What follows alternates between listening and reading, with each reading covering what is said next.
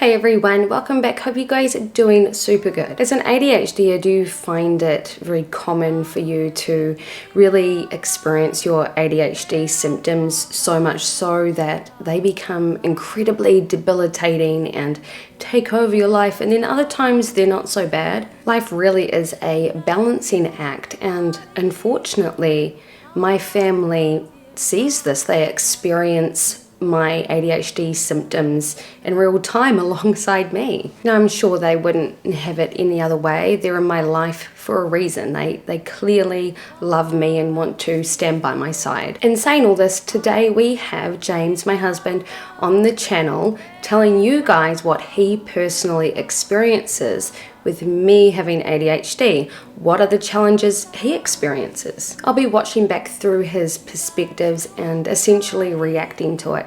And I want to know what you guys think. Is there certain things that you, as somebody who has ADHD, can relate to the experiences that I have? And furthermore, do your friends and family have similar experiences to James?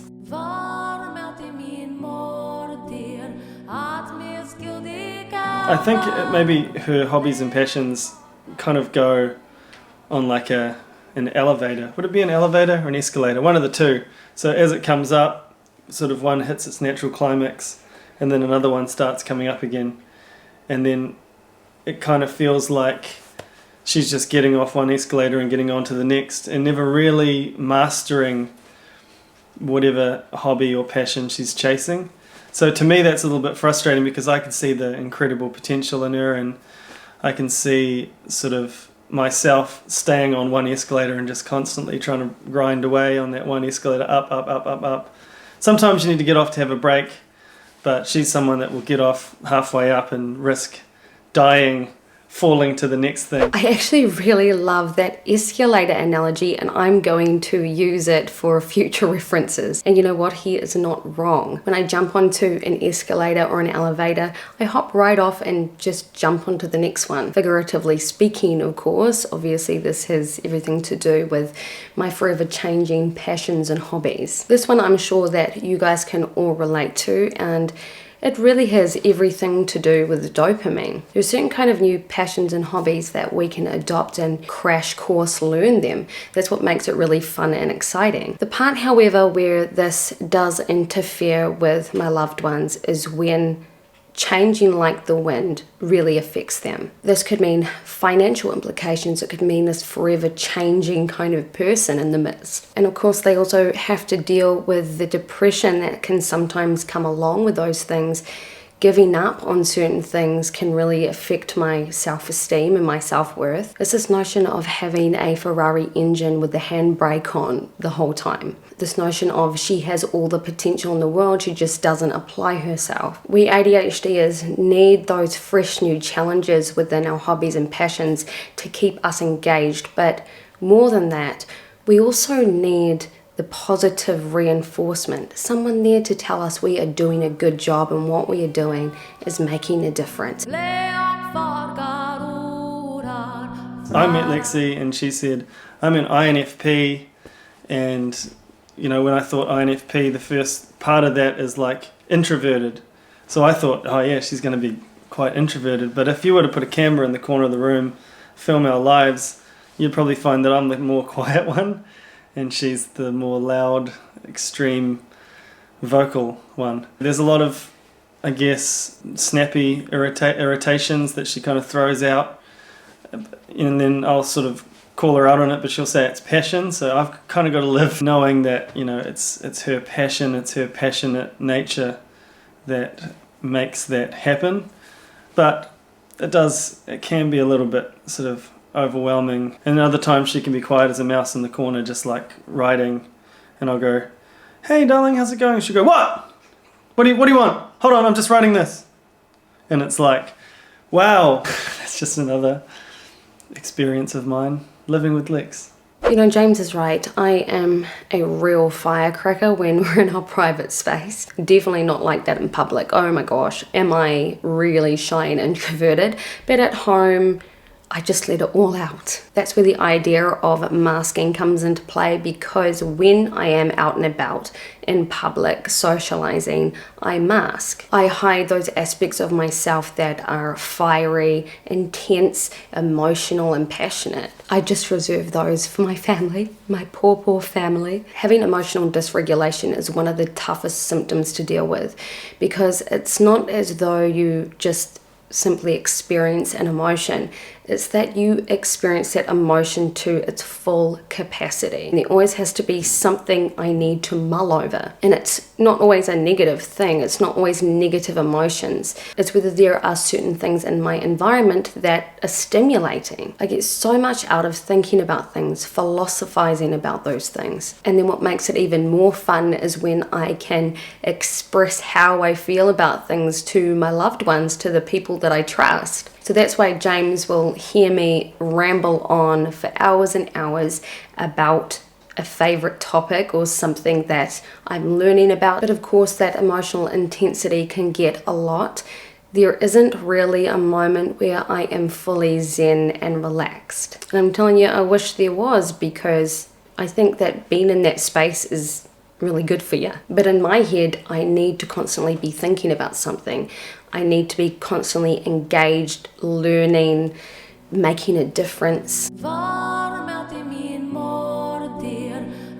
A really cool little story for that one is when Lexi was pregnant with Oscar. We've got the scan on this particular day, and I was kind of struggling with my job and trying to find the time to take time off to do the scans and go there. I remember we went to this place and we went on the wrong day and to the wrong clinic. That's happened a lot of times with different events, different things, and she's been like, it's happening on a Saturday, and I'm like, cool. And we get to the Saturday and she's like, it's actually happening next Saturday, and it's like, wow. I've kind of got to the point where I try and see the numbers as well, see the dates, just to make sure that it's not going to be a complete disaster. It really is important for us with ADHD to set a good routine. But the question is, are we going to do that?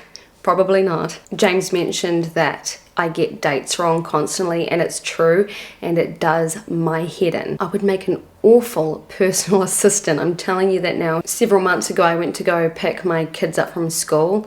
I ended up being an hour early. I don't even know how that happened, because when I know that I have to be somewhere in the day, I can't do anything. Like, I clear my schedule so that I can do that thing at the correct time. Obviously, picking up my kids is a daily routine, so that doesn't usually occur. But in general, like if I have a very important appointment, I clear everything. That's the only thing that I think about during the day, because in my head I'm like, I have to be there on time, I have to focus, I have to immerse myself with as much as I can regarding that appointment so I can get what I need to across the line. But then alas, I still wind up getting the wrong time anyway, and it drives me nuts.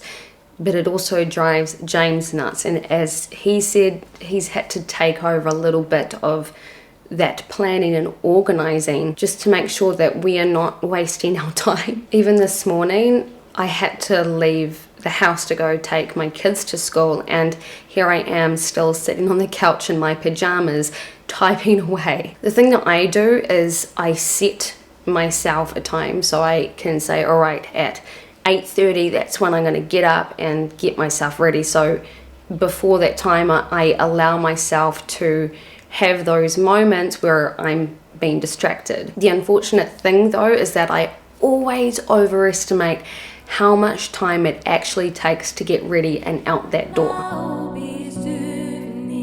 I guess going back to the escalator, doing her thing, going up and then going, actually, you know what, I want to do this other thing right now and I'm going to go do it right now. And it's like, bang, she jumps off and doesn't think about what the ramifications of that might be.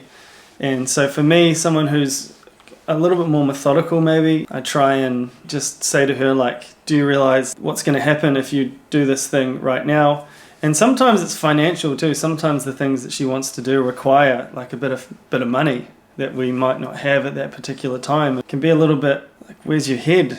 Like, do you not realize that like we simply can't afford that like right now to actually achieve that. It's kind of impossible. And sometimes I have to be that. I have to be the bearer of impossibility. I have to say, look, this is impossible to do now. She has a very crazy way of making things happen like that. It can be a little bit sort of wow sometimes when we're on a new wave or a new escalator. Impulsion is a classic ADHD symptom, and this one could potentially be deadly for many of us. Impulsion can lead us to take very dangerous risks. It can lead us to wind up in a lot of debt. Impulsion happens because it's stimulating. It fires off the dopamine. We ADHDers do so good under a certain kind of pressure. It's very common to procrastinate all day when you have a test that's due the next day, and then to cram everything in all at the last minute to submit your test. We do this because it's stimulating. It keeps us on our toes. It's a challenge. When I want to do that thing now, it's because that is what is at the front and center. That is what I'm focusing on, and that is what I want to envelop myself in. In other words, it is our hyperfocus as well. We are not attention deficit. There are simply things that we prefer to focus on. This aspect of impulsion and needing to do it now has been true in so many facets of our lives. One more mild example of this would be when I'm writing a song. As an ultra casual songwriter, I have to make my songs really simple, like not have as many instruments in it or make it so complicated, because if I do, I'll just lose sight of that song and not visit it again. So when I'm songwriting, it has to be simple, it has to be feasible, and I essentially have to get it done in one day. And when I'm in that zone of songwriting,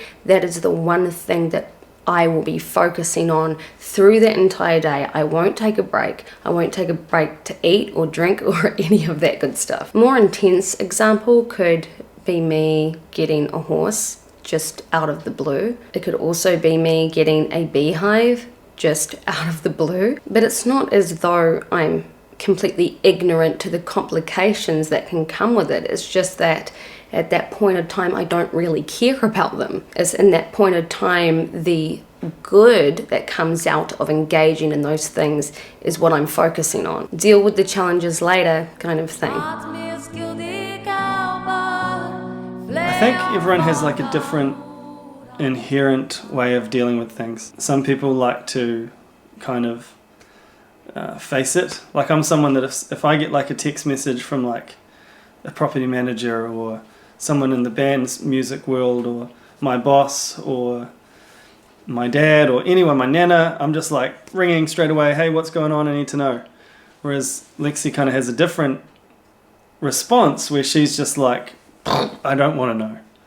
And it can sort of sometimes string things out that maybe don't need to be strung out. But this is just my experience looking at it. And I'm a completely different person, completely different personality.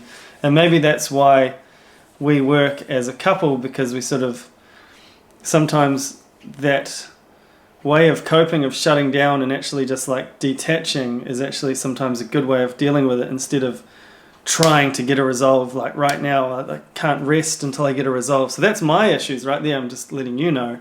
Whereas her issues is like, I'm shutting off completely and I don't want a resolve right now. I'm good. And somewhere in the middle of all that, I think maybe is like a good way of being. But everyone has a different way of coping with things. There's been so many times where in the past, like things have happened, and like a classic one is someone, if you come around to our house and you knock on the door and you haven't let us know that you're coming around, the door's not getting answered. But for me, it's like the door's getting answered. Like I want to know who that person is. I want to know why they're here, what they're doing.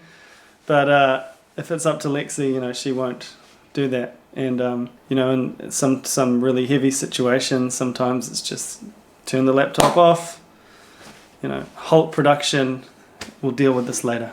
The reason I don't answer phone calls all the time when I'm not expecting them, or when I don't open the door because I'm not expecting someone to come over, is because of just that. I'm not expecting it. I'm not ready to deal with it. I have these different modes of how I function during the day. It's almost like I'm wearing all kinds of different hats. When I need to socialize, I put that socializing hat on and I try incredibly hard to focus on what that hat means. It's like a masking thing. When I'm going to work and needing to focus on what's in front of me that day, I put that hat on. Obviously, we all do this. We all wear different hats during the day, but specifically for me is that because I know that I can get so distracted with things, is that it comes at a real effort. If you throw a spanner in the works and I have to react to that spanner, it can be really overwhelming because I'm not prepared to switch hats. I didn't know that